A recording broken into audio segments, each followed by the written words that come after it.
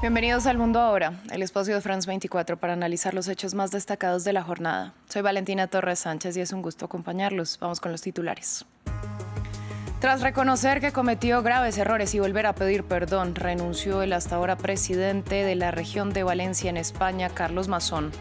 Estos 5 días después del primer aniversario de la Dana, que devastó la zona y dejó 229 fallecidos. Israel confirmó que los restos entregados por Hamás el domingo pertenecen a otros 3 rehenes. A su vez, Tel Aviv entregó los cuerpos de 45 palestinos. Esto mientras que en terreno diplomático en Estambul discuten el plan de reconstrucción de Gaza con un llamado del presidente turco a que los países musulmanes sean líderes de la iniciativa.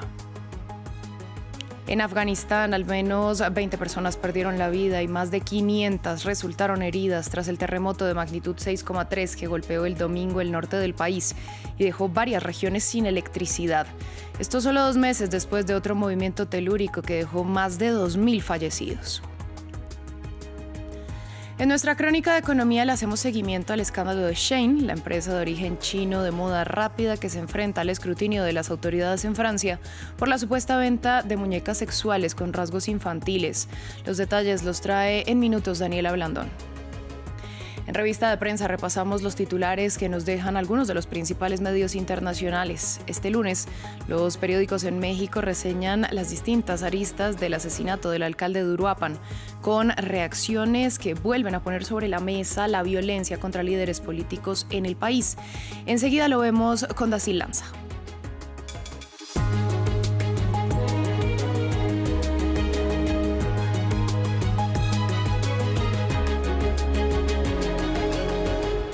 Damos inicio en España porque tras 1 año y 5 días de la Dana que devastó a Valencia, el presidente regional Carlos Mazón presentó su renuncia. Una dimisión exigida desde la catástrofe cuyo impacto, según los ciudadanos y la oposición, pudo mitigarse si las autoridades hubieran lanzado las alertas a tiempo. Mazón volvió a reconocer errores y a pedir perdón, pero al tiempo lanzó parte de la responsabilidad al gobierno del presidente Pedro Sánchez, que dijo lo dejó solo por estrategia política. William Gazón nos amplía. Una decisión esperada desde hace largo tiempo por las familias de víctimas llegó este lunes. Carlos Mazón renunció a su cargo de presidente de la Generalitat de Valencia 1 año después de la tragedia de la Dana. Les puedo asegurar que por voluntad personal habría dimitido hace tiempo. Ha habido momentos insoportables para mí, pero sobre todo para mi familia. Creía de corazón que me sería más fácil demostrar desde esta atalaya lo que ocurrió en la gestión de la emergencia, pero ya no puedo más. El catastrófico evento climático dejó 229 muertos, mientras la ciudadanía ha considerado a Mazón como responsable de la gestión del desastre. En especial cuestiona el retraso con el que la población fue avisada sobre la gravedad del temporal. Una mejor reactividad hubiera podido salvar vidas, denuncian las familias de las víctimas que estaban pidiendo su dimisión desde hace 1 año. Rosa Álvarez, presidenta de la Asociación de Víctimas, afirmó que seguirá luchando para que Mazón sea judicializado. En Aldaya, municipio más afectado por la tragedia, los habitantes también piden justicia. Yo creo que tendría que haber dimitido hace ya mucho tiempo. Lo he visto una maniobra así desesperada a última hora y además veo como que echaba las culpas hacia afuera. Que la dimisión está muy bien, pero que tienen que hacer justicia, porque las muertes pues están ahí. Mientras Mazón mantenga su puesto de diputado y preserve su aforamiento, solo podría ser procesado por el Tribunal Superior de Valencia. Por otro lado, el renunciante no convocó a elecciones anticipadas, sino que pidió a la mayoría del Partido Popular y de Vox a que estos sean los que elijan un nuevo presidente.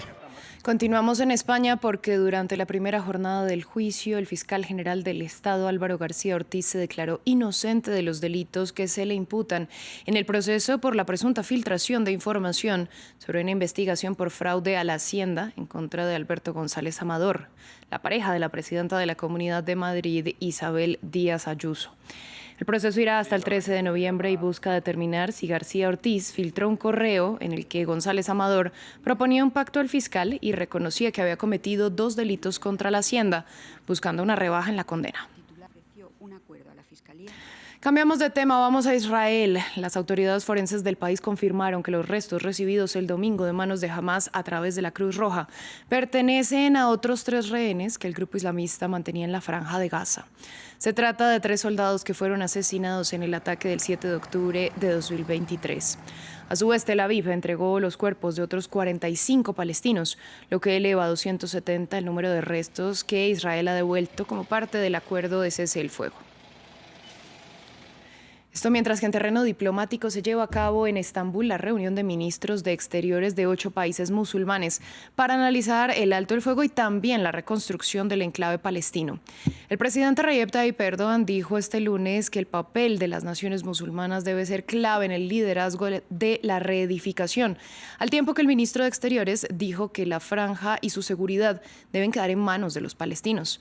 Adrián Rocha, corresponsal de France 24, nos amplió desde Estambul.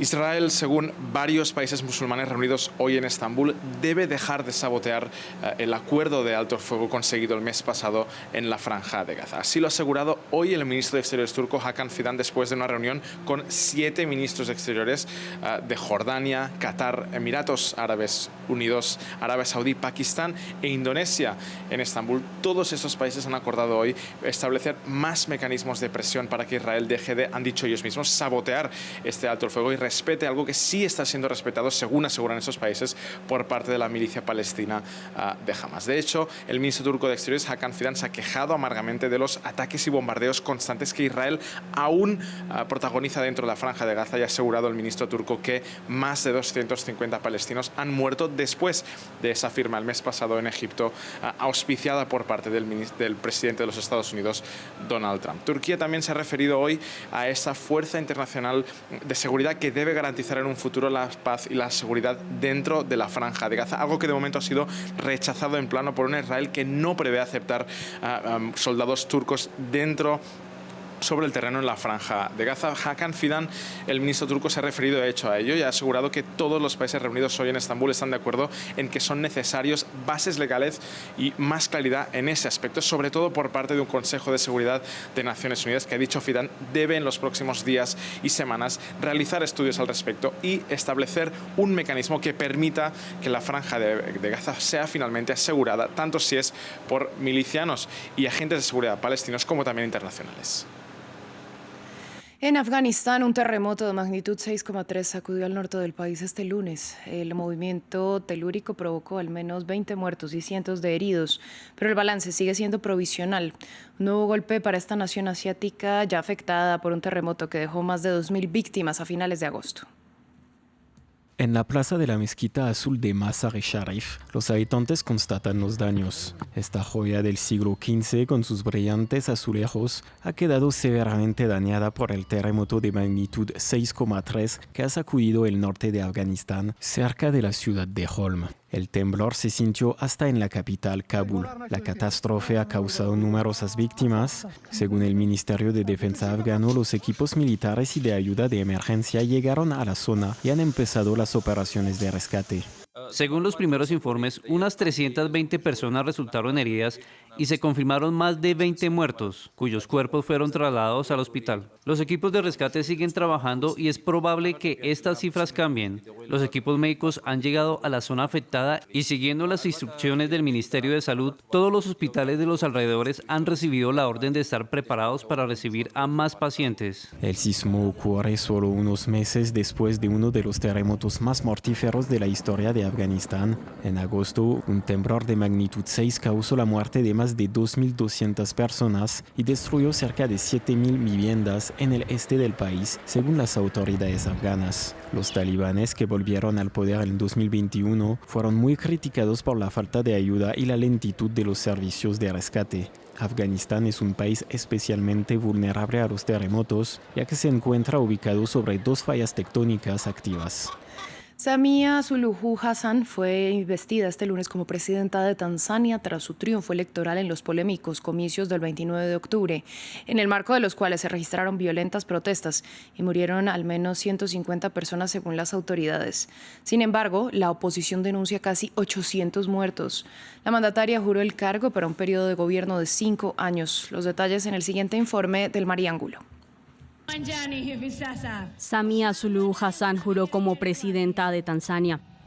En el acto de investidura que se cumplió en la base militar de Chamwino, ubicada en Dodoma, la capital administrativa de esta nación africana, la mandataria de 65 años aseguró que continuará con su llamada filosofía de las 4 Rs: reconciliación, resiliencia, reformas y reconstrucción, la cual implementa desde su llegada al poder en 2021, tras la muerte de su predecesor en el cargo, John Magufuli. Yo, Samia Suluhu Hassan, juro que seré fiel a la Unión Democrática de Tanzania y que perseveraré, protegeré y lucharé por la Constitución de la República Unida de Tanzania, tal como lo estipula la ley. El triunfo electoral de la mandataria se dio con cerca del 98% de los votos a favor. En marzo de 2021, cuando pasó de ser vicepresidenta a jefa de gobierno, reconoció el legado de Magufuli. Tuve la suerte de ser vicepresidenta de Magufuli. Era un líder que nunca se cansaba de enseñar y de predicar con el ejemplo. Me enseñó mucho, fue mi mentor y me preparó adecuadamente. En medio de los polémicos comicios, se desencadenaron violentas protestas en todo el país. Su contienda en las urnas fue solo contra candidatos de partidos minoritarios, luego de que sus principales rivales de los 2 partidos de la oposición resultaran descalificados. Mañana Nueva York elegirá a su próximo alcalde. Zohran Mamdani, de 34 años, es el favorito para convertirse en el primer alcalde musulmán de la ciudad. Su ascenso se produce a pesar de que la cúpula del Partido Demócrata se muestra reacia a apoyar a un aspirante que pertenece a su ala más de izquierda en la carrera electoral. Con su habitual traje y corbata, Zohran Mamdani tiene el aspecto típico de un político. Nacido en Uganda y naturalizado estadounidense, este asambleísta de Nueva York de 34 años quiere ser el próximo alcalde de la ciudad. Hijo de inmigrantes indios, Mamdani se autodefine como socialista democrático y ha centrado su campaña en la crisis del costo de vida. Ha pedido el congelamiento de los alquileres, servicios de guardería para todos y gratuidad del transporte público.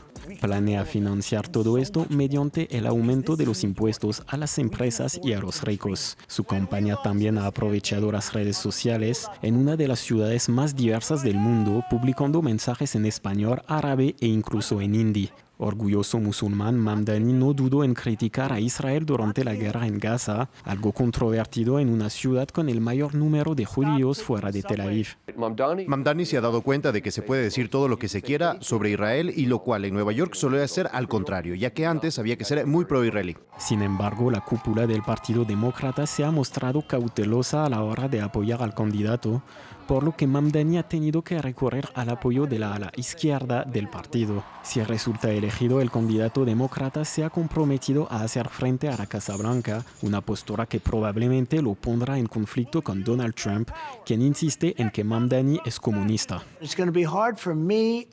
Como presidente, me resultará difícil dar mucho dinero a Nueva York, porque si tienes a un comunista dirigiendo Nueva York, lo único que haces es malgastar el dinero que envías allí. Si Mamdani gana el martes, se convertirá en el segundo alcalde más joven de la historia de la ciudad y en el primer musulmán y de ascendencia subasiática en dirigir Nueva York. Vamos a Brasil. El Veropeso es considerado el mercado al aire libre más grande de Latinoamérica y también uno de los lugares más emblemáticos de Belém, que en breve recibirá la COP30, la Conferencia de Naciones Unidas sobre el Cambio Climático. Fundado hace 398 años, es el símbolo de la biodiversidad y de la riqueza culinaria del estado de Pará y de la Amazonía brasileña. Durante la COP será un punto turístico de referencia para los millares de visitantes que estarán en Belém entre el 10 y el 21 de noviembre. El mercado Veropeso es uno de los puntos comerciales y turísticos más importantes de Belém de Pará, la ciudad que recibe este año la COP30, la Conferencia de las Naciones Unidas sobre el Cambio Climático. Aquí lugareños y turistas pueden encontrar todo tipo de especialidad de la gastronomía local, como los peces amazónicos, la castaña de Pará, las frutas de la tierra y las hierbas curativas. Aquí en el mercado Vero Peso trabajamos a diario con hasta 38 o 40 especies de pescado de todos los rincones del estado de Pará. Trabajamos una media de 5 a 6 toneladas de pescado por día solo en este mercado. La castaña depende de la lluvia. Si no llueve, no hay producción. La producción fue poca y por esto el precio ahora está por las nubes. No tiene nada que ver con la COP30. El tucupí es extraído de la raíz de la mandioca. Es usado para el pollo. Con el tucupí, la carne, hacemos nuestro plato típico, el tacacá paraense. Se usa para varias cosas, incluso hacemos un condimento picante. Mira. Todos los días el Veropeso recibe cerca de 2.000 personas, una cifra que se espera que aumente durante la celebración de la COP. Ese espacio ha pasado este año por una profunda remodelación. La inversión ha sido de unos 12 billones de dólares. Sin embargo, muchos comerciantes esperaban más. La reforma está bien, pero falta un complemento porque no está todavía al 100%. Todavía deja algo que desear la seguridad. Todavía siguen aquí los toxicómanos y las personas que roban a los turistas. Teniendo en cuenta de cómo estaba, está más o menos. No está bien, pero está mejor. El mercado Veropeso también funciona como una enorme farmacia al aire libre donde el visitante puede encontrar remedios naturales basados en la rica naturaleza amazónica. El icónico Veropeso reabrió sus puertas en septiembre y en 2027 va a cumplir 400 años. Nosotros continuamos con nuestra sección de economía. Para revisar las noticias económicas que mueven al mundo, en este lunes ya me acompaña en el estudio mi compañera Daniela Blandón. Daniela, buen inicio de semana. Muchas gracias, Valentina, igualmente. Vamos a empezar en Francia y es este escándalo, otro escándalo del gigante de comercio electrónico Shein. Pues esta empresa de origen chino, pero que ahora tiene su sede en Singapur, de moda rápida, abrirá su primera tienda física en Francia este miércoles en París, al menos eso es lo que está planeando. Pero no solamente ha recibido críticas de las cadenas de moda francesas tradicionales que dicen que está perjudicando su modelo de negocio con sus precios ultra bajos. Ahora también está bajo escrutinio por la venta de muñecas sexuales con apariencia infantil. Nuestra periodista en París, Erika Lavarría, nos contó detalles más temprano.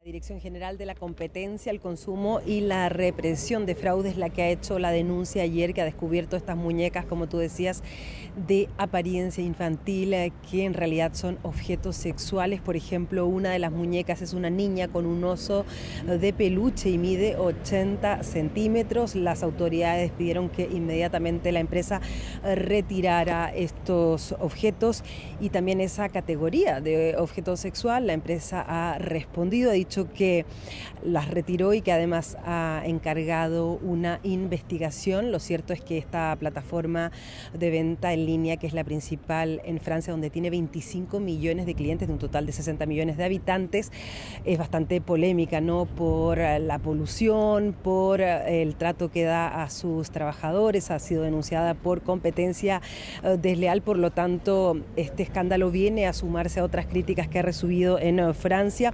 La autoridad del fraude ha recordado que, por ejemplo, la difusión en una red electrónica de representaciones de carácter pedopornográfico aquí en Francia están penalizadas con 7 años de cárcel y una multa de 100.000 euros de multa, 100.000 euros. Y la falta de filtro, porque además estas muñecas estaban sin ningún filtro, es decir, que un niño podía entrar a la plataforma y llegar directamente a estos productos, tanto a estas muñecas con apariencia infantil, pero también a las muñecas adultas.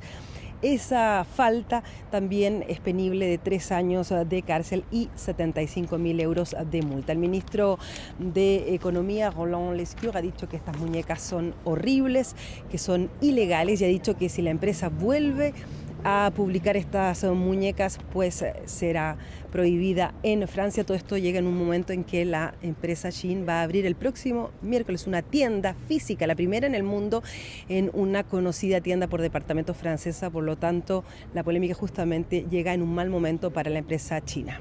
Y por supuesto vamos a estar muy pendientes de cómo se desarrolle todo esto, Daniela, pero ahora vamos a cambiar de tema para hablar de la soya, que mantiene en vilo a vendedores estadounidenses, pero también a compradores chinos. Pues El precio de la soya en la bolsa de Chicago alcanzó este lunes su nivel más alto en 15 meses. ¿Por qué? Porque el mercado está expectante de que China reanude sus compras masivas de grano estadounidense tras el acuerdo alcanzado la semana pasada para reducir la tensión en su guerra comercial. Este acuerdo incluiría la eliminación de aranceles chinos a varios productos de su rival, sobre todo agropecuarios. En su lugar, ¿qué está haciendo China? Pues está comprando a productores sudamericanos, principalmente de Brasil, y hay que recordar que Estados Unidos era su principal proveedor, al menos hasta hace un par de meses. En medio de esta situación, los magistrados de la Corte Suprema de Estados Unidos tienen programada una audiencia para este miércoles para discutir la legalidad de los aranceles de Donald Trump. Sin embargo, el mandatario declaró que posiblemente no va a asistir. Daniela, bueno, cambiamos de tema porque mientras tanto los gigantes petroleros se reúnen en Emiratos Árabes Unidos. Bueno, en la apertura de una cumbre petrolera que tiene como sede uno de los grandes productores del mundo, sus organizadores advirtieron que la demanda energética de la inteligencia artificial y también la aviación global va a impulsar los precios mundiales del petróleo en los próximos años, lo que contradice un poco la decisión horas antes de la OPEP+, el grupo de países exportadores y sus aliados liderados por Rusia, de suspender los aumentos de producción previstos para el próximo año. La demanda del petróleo se mantendrá por encima de los 100 millones de barriles diarios más allá del 2040 y su uso aumentará no solo para la movilidad, sino también para la producción de materiales y petroquímicos. Todo esto conforma un fenómeno mucho más complejo que una simple transición energética. De lo que hablamos aquí es de refuerzo, no de sustitución. Vamos ahora con noticias empresariales que suplen nuestros indicadores de hoy. Comenzamos con Tesla, cuyas ventas se desplomaron en Noruega, Suecia y Dinamarca en octubre. La más reciente señal de que la empresa estadounidense de vehículos eléctricos sigue enfrentando dificultades en Europa, con ventas en caída libre debido a su gama de modelos reducida y obsoleta, que choca con el avance de los fabricantes locales y sus rivales chinos.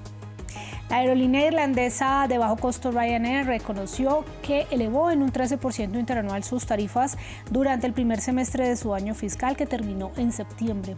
La mayor aerolínea de Europa por número de pasajeros incrementó su beneficio neto en 42% durante este periodo, hasta los 2.540 millones de euros, más de lo que se esperaba. Y finalizamos con BioNTech, que fue la socia de Pfizer en el desarrollo de vacunas contra el COVID-19 y elevó sus previsiones de ingresos para 2025 a medida que desarrolla fármacos contra el cáncer para competirle a Keytruda, que es el medicamento más vendido de su competencia Merck. La farmacéutica alemana está reorientando su negocio a medida que los ingresos procedentes de la vacuna se desploman desde los máximos de pandemia. Pues Daniela, a usted muchas gracias por toda esta información económica. Bueno, toda esta semana más información económica aquí en France 24. Claro que sí. Nosotros vamos a continuar con nuestra revista de prensa. Es momento de revisar los titulares que nos dejan a los principales medios internacionales y para ello ya me acompaña en el estudio mi compañera Dasil Lanza. Dasil, un gusto verla, es la primera vez que nos encontramos. Un gusto, Valentina, ¿cómo estás? Todo muy bien por aquí. Vamos a empezar en Estados Unidos. Mañana, martes, los neoyorquinos van a las urnas, van a elegir alcalde en una de las ciudades más emblemáticas del país. Entonces hablemos de qué es lo que dice la prensa. Iniciemos con The New York Times. Empezamos con el New York Times, trajimos 4 titulares de la prensa, principalmente estadounidense, pero también vamos a repasar la prensa mundial porque hay repercusiones más allá del terreno del distrito de Nueva York. ¿Qué dice el New York Times? Titula: La reñida carrera por la alcaldía sacude el equilibrio de Nueva York. Estamos hablando de una columna que retrata básicamente la disputa que se está librando entre Zohran Mamdani, recordemos, el candidato demócrata de 34 años, autodefinido como demócrata radical, que ganó las internas del Partido Demócrata, que se enfrenta a, al que fue 3 veces gobernador del estado de Nueva York. En este caso estamos hablando de Andrew Cuomo, que además tuvo que bajar su 4ª candidatura en ese momento a la gobernación del estado por acusaciones de violencia sexual. En este momento están compitiendo, la mayor parte de las encuestas dan como favorito, Valentina, a Mamdani en este caso, pero bueno, esta columna del New York Times lo que dice es que básicamente la ciudad se enfrenta a una serie de contradicciones que pueden venir de acá en adelante, porque se trata de lo que llama la capital del capitalismo mundial, básicamente, y que se enfrenta a una rebelión socialista, así lo define esta columna, por las distintas demandas que representa el electorado de Mamdani, que habla de, bueno, las mejoras en la calidad de vida, el acceso a la vivienda y otra serie de demandas, digamos, de más asociada a este tipo de agendas. También habla de las contradicciones o de lo que se enfrenta a esta ciudad, que podría ver modificada su estructura de poder, dice la columna, a partir de lo que señaló Trump ya en diversas ocasiones de una supuesta amenaza de involucrarse en los distintos la agenda que pueda tener Mamdani en el caso de consagrarse como alcalde de la ciudad de Nueva York. De allí nos vamos al New York Post, porque esta, como ven la portada, dedica exclusivamente al rechazo de Barack Obama, el expresidente demócrata, a apoyar la candidatura de Mamdani, pese a que hablaron el fin de semana, así lo relata el medio. Igualmente destaca que Obama no quiso apoyar a la candidatura ni hacer campaña con Mamdani.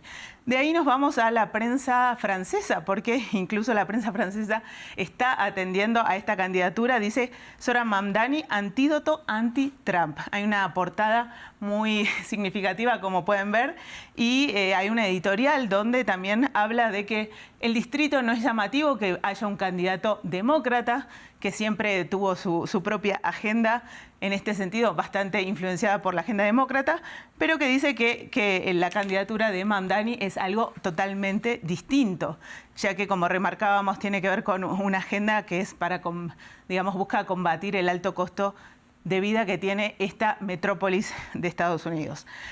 También dice que va a enfrentar, en el caso de consagrarse ganador, va a deber enfrentarse a la presión de la oposición y además a restricciones presupuestarias que tienen que ver con estas amenazas de Donald Trump. De allí nos vamos al Jerusalem Post, porque también los medios israelíes dedicaron con mucha atención a esta candidatura, porque, decíamos, un perfil de un candidato musulmán, ponen el acento básicamente en que podría, en este caso un medio conservador como el Jerusalem Post, enfatiza que los riesgos, dice, o amenazas de esta candidatura, y particularmente titula: Los republicanos de Nueva York advierten de un éxodo masivo en la ciudad si Mamdani gana. O sea, un alarmismo bastante fuerte, esto citando voces del Partido Republicano. Y es que sabemos que incluso Trump lo ha llamado comunista, ha dicho que podría retirarle la nacionalidad y deportarlo, pero bueno, vamos a estar muy pendientes de estos resultados mañana, Dacil. De Estados Unidos vamos a ir hasta México. El fin de semana asesinaron al alcalde de Uruapan, en Michoacán. ¿Qué dice la prensa mexicana? Empecemos por La Jornada. Sí, hablamos de Carlos Alberto Mazón Rodríguez. La Jornada titula: Asesinato de alcalde desata una crisis en Michoacán. Estamos hablando de la segunda ciudad más poblada de este estado mexicano, y que lo que se vio fue una reacción de la población, de familiares y de ciudadanos de esta ciudad, que valga la redundancia, que reaccionaron en las calles. Dice La Jornada que más de 10.000 personas fueron las que se manifestaron.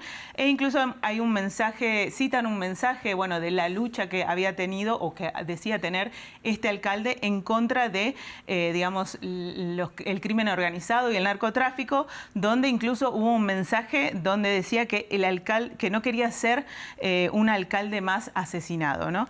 De allí nos vamos al El Universal, otro medio mexicano, que lo que destaca es el mensaje del subsecretario de Estado de Estados Unidos, es decir, el número 2 de Marco Rubio, quien envió un mensaje de solidaridad y de búsqueda de cooperación entre los dos países. De allí nos vamos también a Infobae México. Este portal digital titula: Violencia narco en Michoacán. En los últimos 4 años, 7 alcaldes fueron asesinados, 5 atacados e incluso hay uno desaparecido. Básicamente cita además que esto se da principalmente en la gobernación de Alfredo Ramírez Bedoya, quien asumió en 2021, Valentina, y que los funcionarios también asesinados no son de un partido específico, sino que representaban a varios partidos.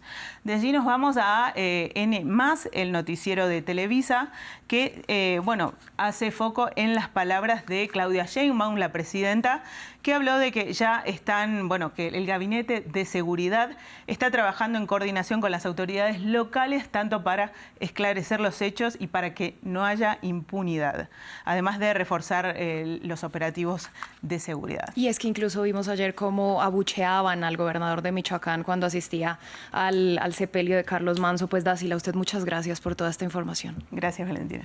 A ustedes muchas gracias por su sintonía. Vamos a hacer una breve pausa y volvemos.